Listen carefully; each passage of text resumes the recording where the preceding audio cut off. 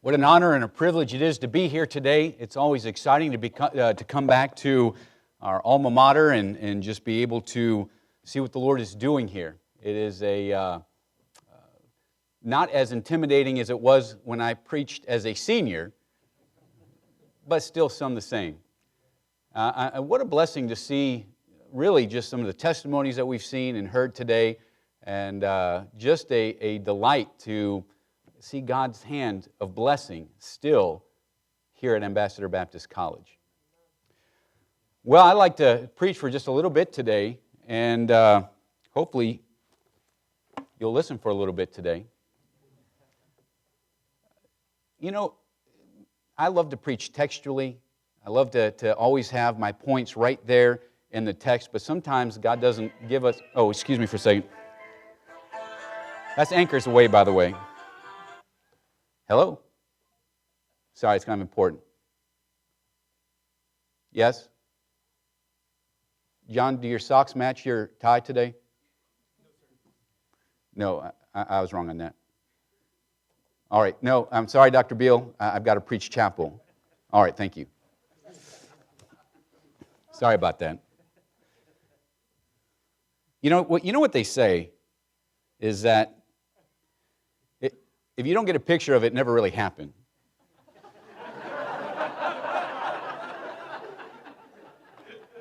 All right. I got a new app for my phone, and when you send it, it sends it to Twitter automatically, it sends it to Facebook, and it sends it to your Instagram account. And so every time I push send on that, it makes me an Insta-twit face. I don't know if that's good or bad. I'm going to tell you, these contraptions, aren't they incredible? Now, this phone right here has over 100,000 times the processing power of the computer that landed the spaceship Apollo on the moon. That computer weighed 70 pounds, and this one you can take with you wherever you go. And you do. These phones are incredibly intuitive, aren't they? As a matter of fact, according to a recent study, 92% of babies used a mobile device before their very first birthday. That's staggering to me. Nearly 35% have had their own mobile device since the age of 2, and that number jumps up to 75% by the time children turn 4.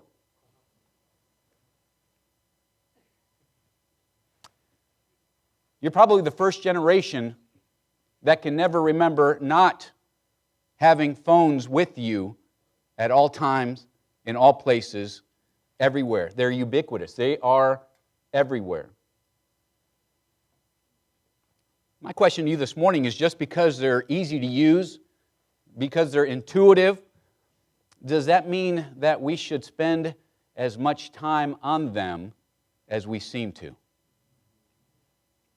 Study after study shows the ill effects of a constant barrage that our technology is having in our lives.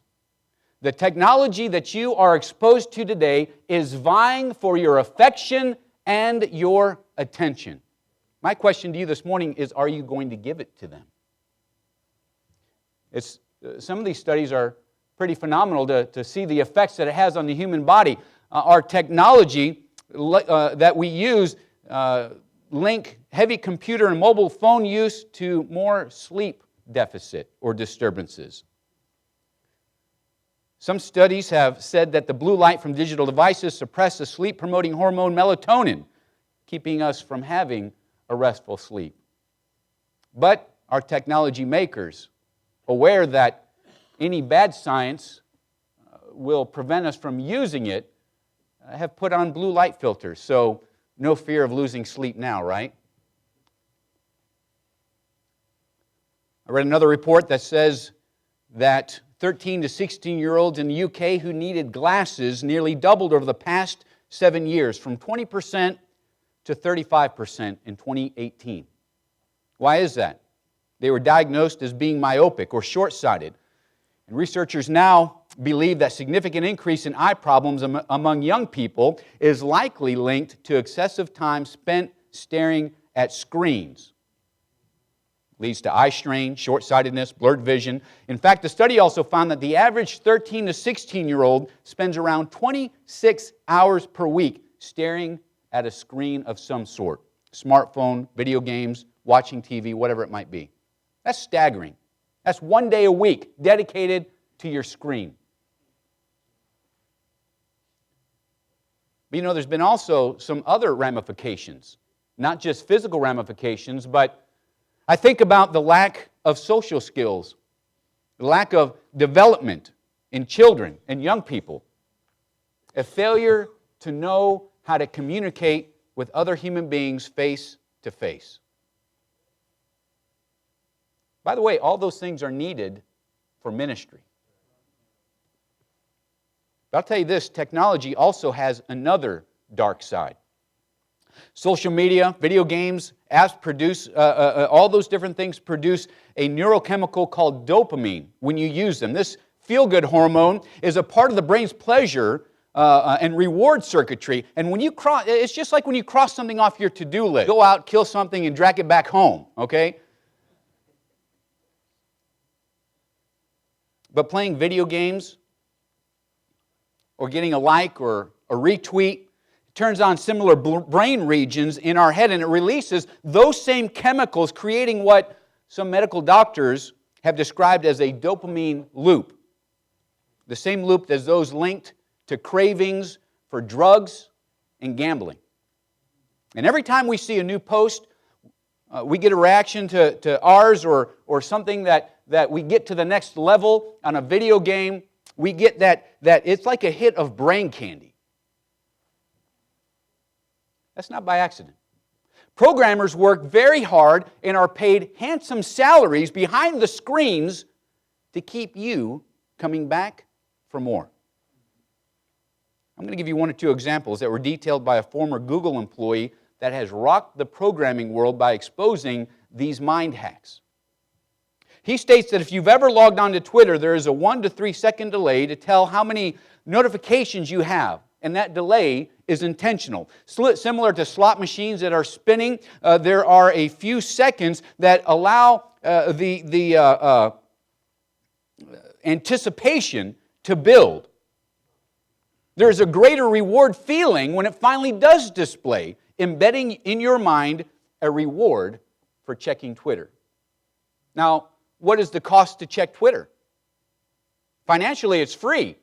And so if you can get that feeling every time you check your phone, what do you think your natural response is going to do several times throughout the day? You're going to check your Twitter feed. Well, and for you, it might not be Twitter. It might be Facebook. It might be a number of different things or an app or whatever it might be. But I'm telling you, they are doing this and they are manipulating us for the purpose of financial gain. But not for us, for them. This reward pattern is called a variable reward schedule, and it's optimized to keep you engaged, as much as possible. For any company that makes its money off of advertising, do not think for one moment that that app or game is free. You see those advertisements that they're selling you, then they are motivated to do what? Keep you on that app as long as possible and coming back as often as possible. They're maximizing their profit, and they are maximizing the lack of time that you have for other things. These multi-billion-dollar companies are spending millions of dollars to grab our attention and keep it, and what they do, as I said, is on purpose and not by accident. The notifications, the emails, the reminders, the shares, the tagging, the retweets, the follows, it's all an in-app strategy that's geared at bringing you back to their table over and over and over and over again. And the problem is we don't even realize it. We look around and we see everybody else is doing it, and we come to the conclusion, this must be normalcy. My friends, this morning I want to tell you it is not normal. And it is not healthy physically or spiritually. I'm not going to have you turn here. We're going to turn to 1 Corinthians in just a moment. But I was thinking about Facebook. I don't have an account. I think our family does, but we deactivated that sometime, just realizing that it can be a vortex of time, a black hole. But I was thinking about this, how that once you learn and understand how to use this technology, it allows you to be idle, going from wall to wall. That's my understanding of what a Facebook feed is, a coalition of other people's walls. And as you scroll through, you're looking at people that are uttering and doing silly things, allowing you to neglect important things, and it keeps you busy in other people's affairs that we can go and then tell other people about. I'm going to tell you something. That sounds an awful lot like a warning that Paul gave to Timothy in 1 Timothy 5:13. And withal they learn to be idle, wandering about from house to house, and not only idlers, but tattlers. That word tattler carries with it the idea of uttering or doing silly things. Also, and busybodies. That's neglecting important things, and it keeps us busy with other people's affairs, speaking things which they ought not. Now, I've spent a pretty large portion of my message already on this introduction. I've tried to prepare you to receive an answer to a problem you may not have even known existed. I've given you a problem that is recognizable by secular science. It's recognizable, if you're honest with yourself, in your very own experience. And absolutely, most important is God's warning in His Word. 1 Peter 5:8, be sober, be vigilant. For your adversary, the devil, as a roaring lion, walketh about, seeking whom he may devour. I'm just giving you one avenue that he is devouring Christians by the multitudes. I want you to be sober. I want you to be vigilant. I want you to be aware, because your first impulse is to immediately minimize what I have told you this morning. And what I fear worse is that you'll see the need, but you will say everybody else needs it, not me. What I'm going to encourage you is, as we talk this morning, to allow the Holy Spirit of God to reveal in your life whether or not you're handling technology in a way that is pleasing to the Lord. Don't worry about the guy or the girl down the pew. I'm asking about your technology use. Now listen, you might be surprised to hear me say that I'm not telling you that social media or technology is inherently sinful. It's not. What I am saying is that the way we use it and abuse it is. I want to give you 3 principles this morning that's going to help you identify where you are on your use of technology and where you need to be. The first principle is the principle of domination. You can turn your Bibles to 1 Corinthians 6:12. 1 Corinthians 6:12.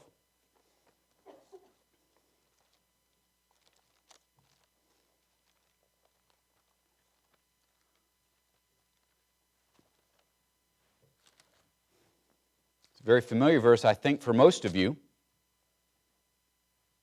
The Bible says, all things are lawful unto me, but not all things are expedient. That word expedient is sumfer, it's a help, that which confers a benefit. Is it profitable? Is it useful? Paul goes on to say, all things are lawful for me, but I will not be brought under the power of any. That word power, exousia, to have the right of control. To have the right or the power over something or someone.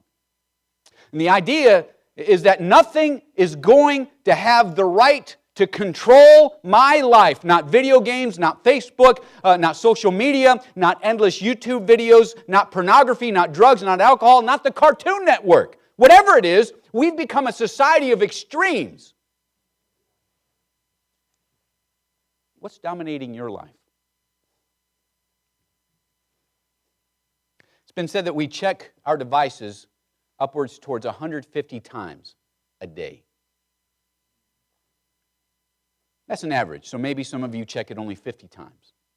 But that means somewhere there's somebody checking it 200 times. That comes out to almost 55,000 checks a year. That's not how often we're on it, but that is how often we are preoccupied with our device. The truth is, we have a problem with phone addiction in our country.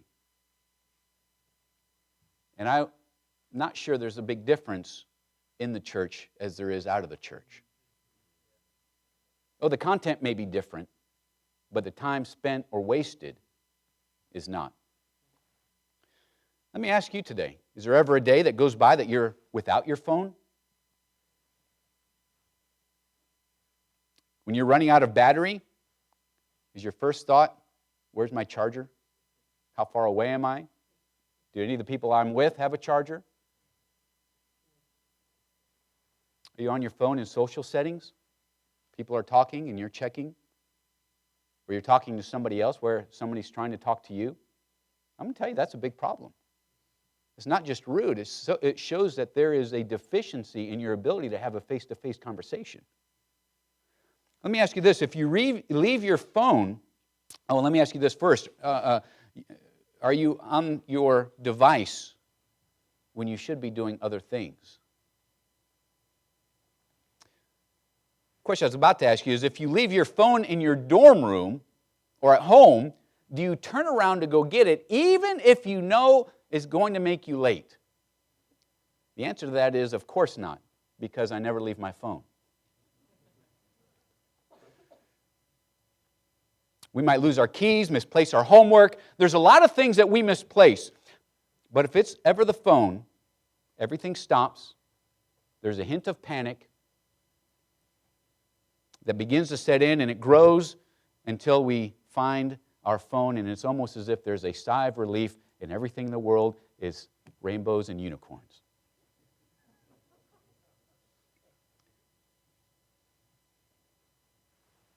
I'd like to ask you to be honest with God. There was a poll given of teenagers. I realize most of you are at the tail end of your teens or already into your 20s. But teenagers today were given a poll. 50% readily admitted that they were addicted to their phone. And the other 50 were lying. No, I'm just kidding. What about you, young person? Is that little device you carry around your master, is it dominating your life without even you realizing it? None of us would say yes out loud and stand up and say, I've got a problem. But I'm asking you to look at your life and the reality of the time that you spend on your devices. And ask God to help you to see if you are being dominated by your technology. How many hours of wasted time on useless apps do we find ourselves losing? Do you find yourselves reaching for your phone when you don't know what else to do? I call it borophobia. We're afraid of being bored. We're afraid to be left alone with our own thoughts. The principle of domination is simple. Look at your life and see what, if anything, is dominating your time. It doesn't have to be technology, although that's what the Lord led me to focus in on this morning. But we have a lot of excess in this country. And if there's anything that is dominating your life, Paul says, I don't want any part of it. I heard break is coming up. I realize because of the constraints that you have here, they help you to have character. They're training you how to control those impulses. But when you think about time at home, does that mean you're excited because you can be reunited with your phone and your Facebook and your Instagram? When you can choose to spend time like you want to, does that mean your vacation is just more phone time for you? That's the principle of domination. It's scary to think that we can be dominated without even realizing it. But I'm telling you, remember what I said about the developers. It's not by accident. They're making money from manipulating our choices. The next principle I want to give you is the principle of moderation. We've seen the principle of domination. I want you to see the principle of moderation. Two aspects of moderation that I'd like you to see this morning. First of all, is the avoidance of excess or extremes. That's the dictionary definition of moderation. To avoid those things that are going to absolutely take us to the edge, and extreme time spent on any one thing is unhealthy. In Ephesians 5:18, we are commanded, and be not drunk with wine, wherein is excess, but be filled with the Spirit. Now, I know that's a text that we love to use against drinking, and rightly so. By the way, I want to say clearly, God's against alcohol. But if you look at that verse, if we look at it a little closer, I think what you're going to see is that there's found in here a command not to be in excess, and drinking is an example.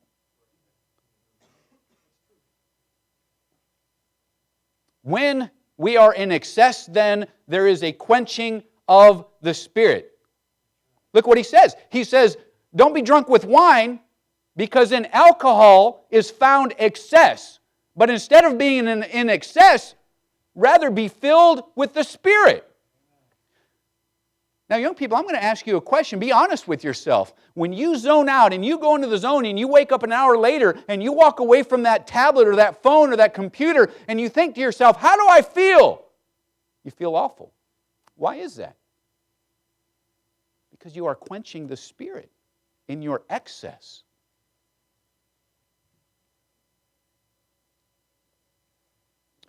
The word translated excess, asotia, carries the meaning of dissipation or the squandering of money, energy, or resources.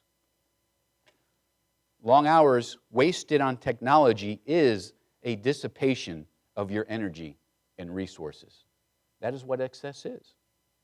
Now, while I'm mainly talking about technology, as I keep mentioning, it can be any area of your life that is unbalanced. If you're a hunter, you can do it. You can't do it without the latest equipment.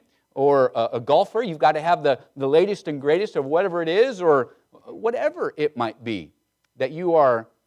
Now listen, I'm not against any of those things. But there's a balance to our life. And we are so far teetered over on one side, we can't even see what the balance is oftentimes, because we think this is normal.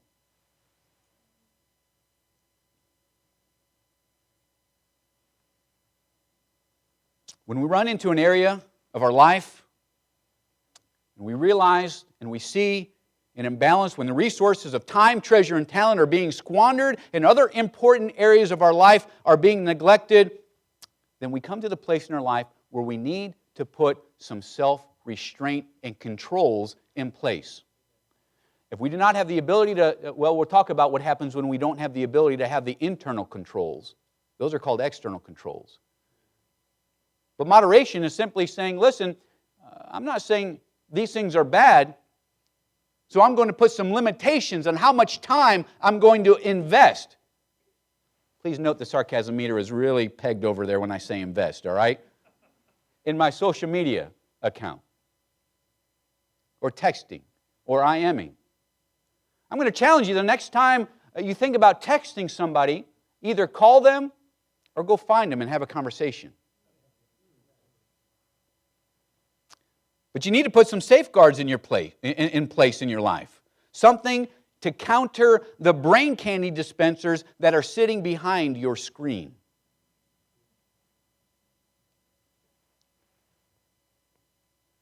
I'm just think that I don't think I could handle Facebook. That's why I don't have an account.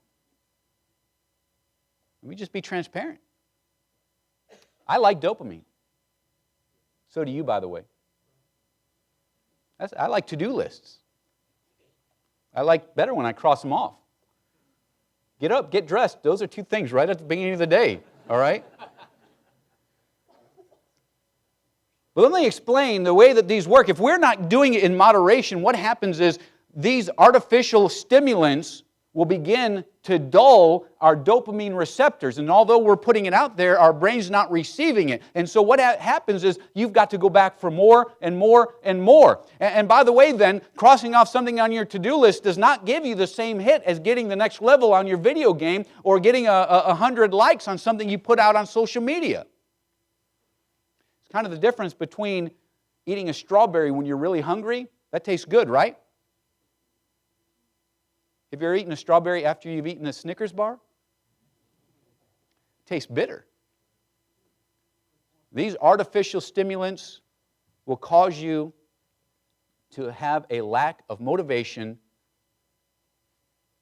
Let's just face it. There's a reason there's people joking about 26 and 28-year-olds living in their parents' basement playing video games, because it's a reality in a big part of our world. We need to make sure that we are having and putting some controls in place. I recently read of an app that will help you to see how much time you're spending on your phone.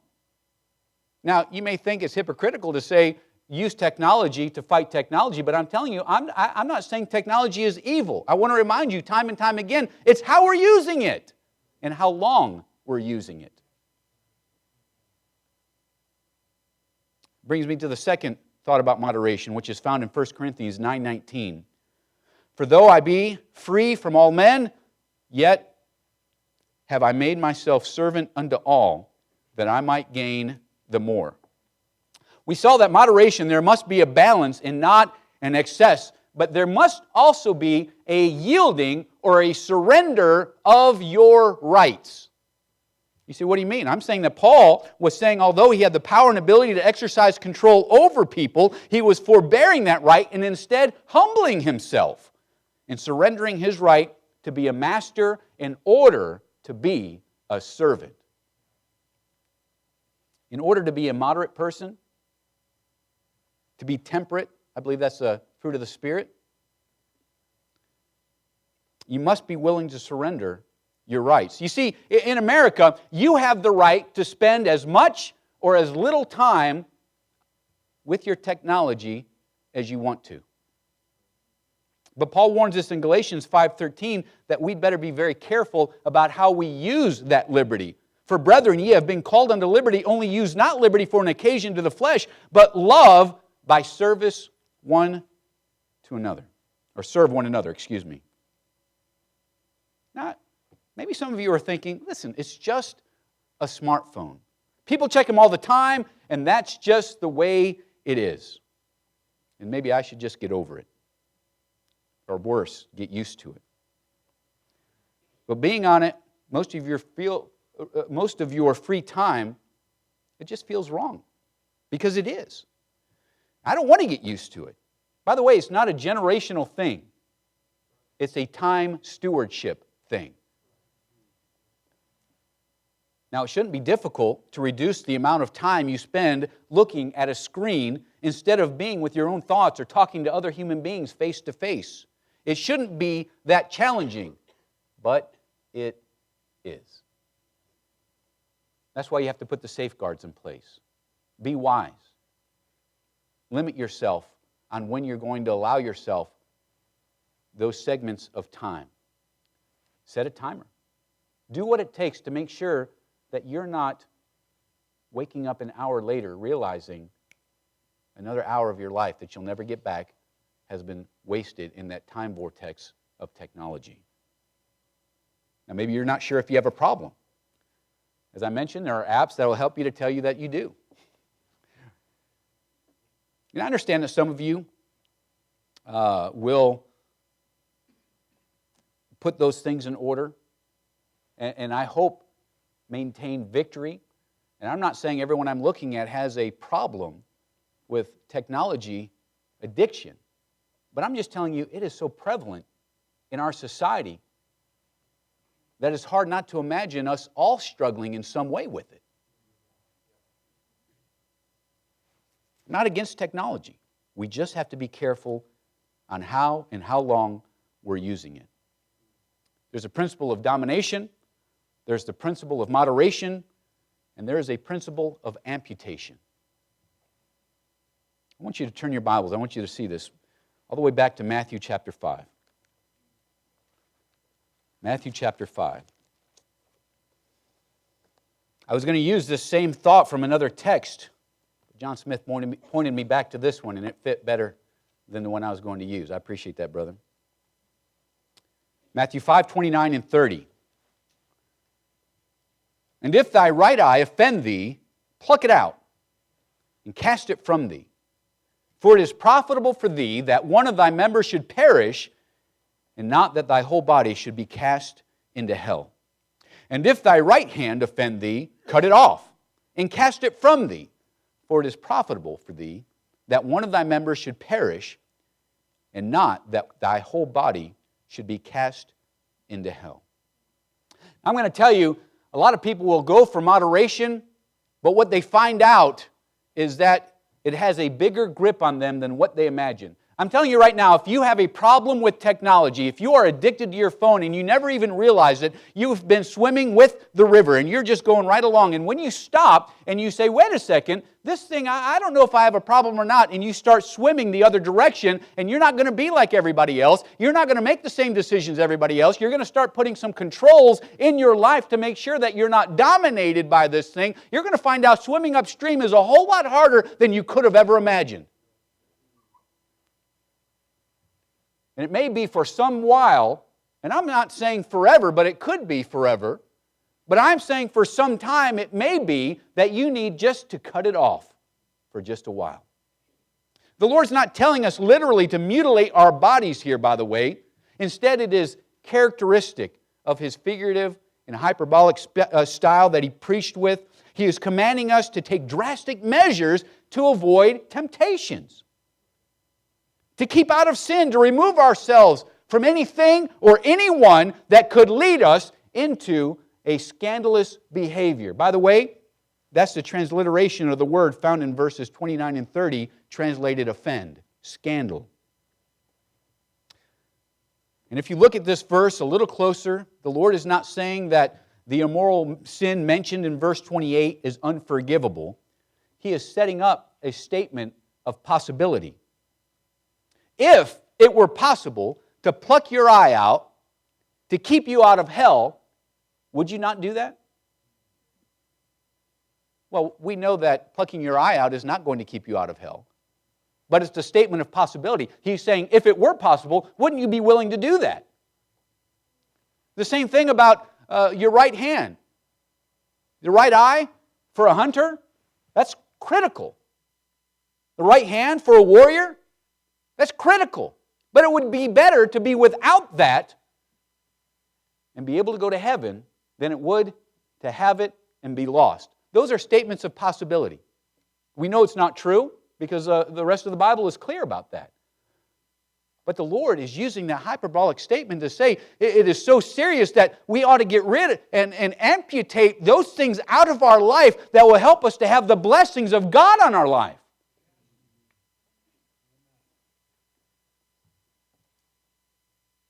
What he's saying is radical amputation is better than spiritual desolation.